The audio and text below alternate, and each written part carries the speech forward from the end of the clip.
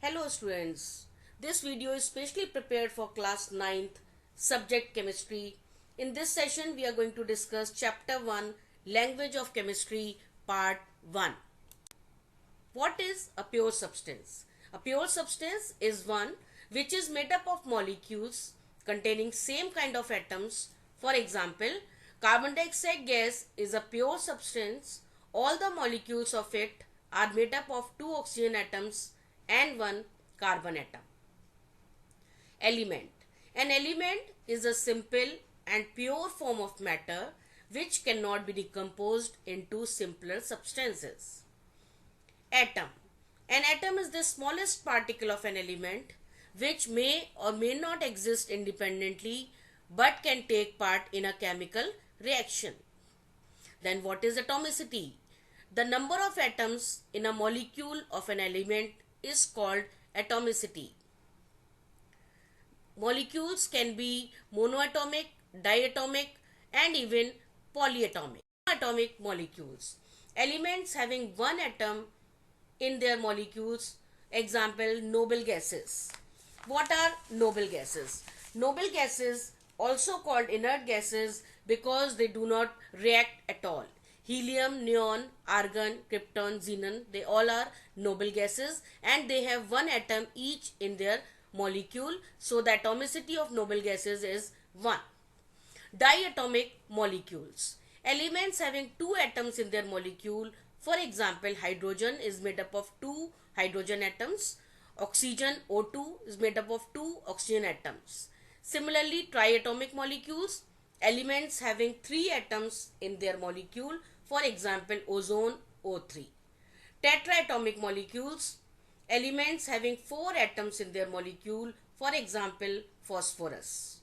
Octatomic molecules, elements having 8 atoms in their molecule, for example sulfur S8. Then molecule. A molecule is the smallest particle that has the capability to exist independently. What are symbols? A symbol is the short form that stands for the atom of a specific element or the abbreviation used for the name of the element. Each element is denoted by a symbol which is usually the first letter of its name in English or in Latin, written in capital. Example, sulfur, an element denoted by capital S. Similarly, hydrogen is denoted by the symbol H. So here are the symbol of some common elements: hydrogen H, helium He, nitrogen N, carbon C, oxygen O, sodium Na and neon Ne. Qualitatively, a symbol represents a specific element and one atom of an element. However, when the first letter of more than one element is same, the elements are denoted by two letters. The first letter is written in capital while the second one is written in small. For example, carbon, cobalt, copper, calcium are elements whose first letter is C. Therefore, only carbon is denoted by symbol C, copper is denoted by two letters Cu, and in this copper the U is taken from the Latin name of the copper, that is cuprum. Significance of a symbol represents name of the element, one atom of the element, a definite mass of the element. For example, the symbol N stands for the element nitrogen, one atom of nitrogen and 14 grams of nitrogen. Then ion. An ion is a positively or negatively charged atom which are formed by loss or gain of electrons by an atom or group of atoms. Thus, atoms with 1, 2 or 3 electrons in their valence shell lose these electrons to attain stability and thus form monovalent, divalent and trivalent positive ion respectively. So here one example of monovalent is given to you. Sodium is losing one electron and forming sodium ion. So it is losing one electron, that is why it is monovalent. The configuration of sodium was 281, but after losing one electron it becomes 28.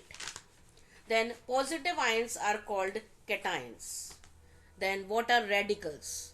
A radical is a group of atoms of same or different elements combined chemically that behave as a single unit with a positive or negative charge. A radical is called a simple radical when it is an atom only, like sodium ion and magnesium ion. It is known as compound radical when it is a group of two or more different atoms, like sulfate, made up of one sulfur atom and four oxygen atoms. Now, another topic is acid and basic radical. When a salt is dissolved in water, it splits up into constituent radicals. The basic radicals are found to carry positive charge and so are termed electropositive radicals or cations. The other part is acidic radical, carries negative charge and so are called electronegative radical or anions. So now we can define acid and basic radical.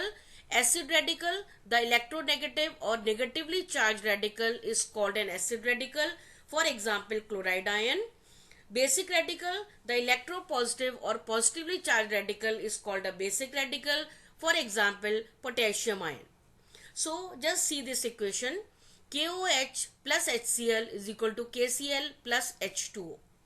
In the formation of potassium chloride, the potassium radical has been contributed by the base potassium hydroxide and is therefore called basic radical, while the chloride radical has been contributed by the hydrochloric acid and is therefore termed an acid radical. What are valence electron? The number of electrons present in the outermost orbit is called valence electron. For example, carbon atomic number is 6 and its electronic configuration is 2 and 4. Similarly, oxygen atomic number is 8 and its electronic configuration is 2 and 6. So 4 and 6 will be the valence electron. Now, what is valency? Valency is the combining capacity of an element. It represents the number of hydrogen atoms which combine directly or indirectly with one atom of an element. Some examples are: one atom of chlorine combines with one hydrogen atom to form a molecule of hydrogen chloride. So the valency of chlorine is 1. Similarly, one atom of oxygen combined with two atoms of hydrogen to form a molecule of water. So the valency of oxygen is 2. Now another definition of valency. Valency is equal to the number of electron lost, gained or shared by an element during a chemical reaction. Remember, the valency of all metal is positive, whereas non-metals have the negative. Variable valency. Certain elements exhibit more than one valency, that is, they show variable valency. Reason for the variable valency. An atom of an element can sometimes lose more electrons than are present in its valence shell. That is, there is a loss of electron from the penultimate shell too. Therefore, such an element is said to exhibit variable valency. So, if the element has two different positive valency, then suffix IC is attached at the end of the name of the metal for the higher valency, and the suffix OUS is attached at the end of the name of the metal for the lower valency. For example, iron is having two valency, +2 and +3. So, which is the lower one? +2. +2 means lower valency, so its name will be ferrous. +3 means the higher valency, so its name will be ferric, because for the higher valency, what the suffix we are adding? IC, and for the lower valency we are adding OUS. Some more example of variable valency are: lead is having two valency, +2 and +4, so its name will be plumbous and plumbic. Similarly, mercury is having two valency, +1 and +2, so its name will be mercurous and mercuric. Similarly, tin is having two valency, +2 and +4, so its name will be stannous and stannic. Chemical formula. It is defined as the symbolic representation of a molecule of an element or a compound. It gives the exact number of the atom present in a molecule of an element or a compound. Significance. It represents the name of the compound. It gives the number of atoms present in a molecule. It represents the actual mass of the substance used. It represents the ratio of the respective masses of the element present in a compound. For example, the formula H2O means that molecular formula of water is H2O. Each molecule of water contains two atoms of hydrogen and one atom of oxygen. And the molecular mass of H2O is equal to mass of hydrogen plus mass of oxygen is equal to 2 into 1 plus 16 is equal to 18 grams. Now writing chemical formula. So here we will see how we can write the chemical formula by crisscross method. So what is the first step? Write the symbol side by side. Basic radical is written first and then acidic radical. Write the valency of each atom on top of its symbol. Ignore the plus or the minus symbol of radicals. Divide the valency number by their highest common factor if any to get the simplest ratio. Interchange the valencies of the radicals. Write the interchanged valency number to the lower right of the radical. If the radical is a group of atoms and has a valency number more than 1, enclose it within brackets. So here is the table by which you can understand more how we can write the chemical formula. So just this table is given to you. Magnesium chloride is the name of compound. So first what we have done, we have written the symbol side by side. Basic radical is written first and then acidic radical. Magnesium we have written first, after that chloride radical. Then write the valency of each atom on top of its symbol. We have written their valency. Then we will now not see the plus or the minus symbol of the radicals. Now we will just divide the valency number by their highest common factor. Just see in this first case MgCl2, you will find that we will write the valency of each atom. After that we will just by crisscross method we can get this formula MgCl2. But in this case, calcium oxide case, we will see that their valency both are having the valency 2.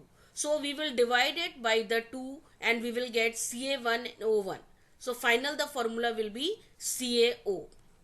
In aluminum hydroxide, what you will see, I told you just now that if the radical is a group of atom and has a valency number more than 1, then enclose it within brackets. So here, because aluminum is having valency 3, so we will enclose that within brackets after crisscross method, and the final formula will be AlOH whole thrice.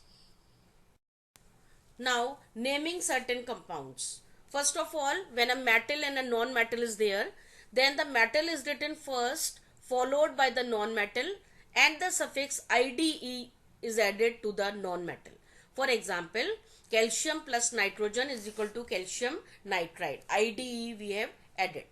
When two non-metals are there, then we will add the prefix tri or tetra or penta as the case may be.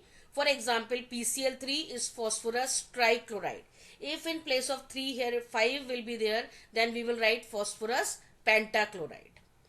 Then when two elements and oxygen is there, then oxygen will be represented at the end of the formula. And the name of the compounds depend upon the number of oxygen atom present in the compound. For example, if the oxygen atom is less than 2, then we will add hypo. Hypo is used if the number of oxygen atom is less than 2. NaClO, we will write sodium hypochlorite. Then It is used if the number of oxygen atom is 2. NaClO2, then we will name it sodium chlorite. Then ATE is used if the number of oxygen atom is 3. NaClO3, sodium chlorate. And the prefix per is used when the number of oxygen atom is more than 3, like NaClO4. Then naming of acids. Names of binary acids are given by adding the prefix hydro and the suffix IC to the name of second element. For example, HCl is hydrochloric acid.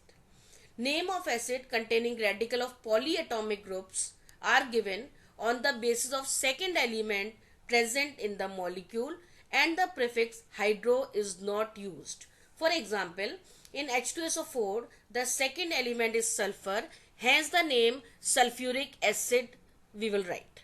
If the number of oxygen atom is less than, then suffix OUS is used instead of IC.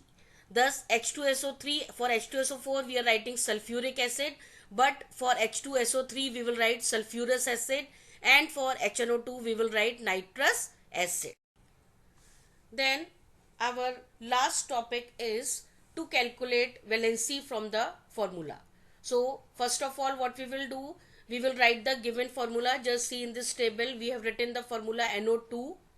Then interchange the subscript and write it as superscript. So we have written N2O1. Valency of oxygen is taken as 2. So we will multiply both the superscripts by 2. And the result will give the valency of the elements. So from this formula NO2, we can find the valency of nitrogen is 4. So children, what is your homework now? You have to learn all the symbols and valency of the elements from the table which is given in your chapter. And after the chapter, all the exercise also you have to do in copy. Thank you.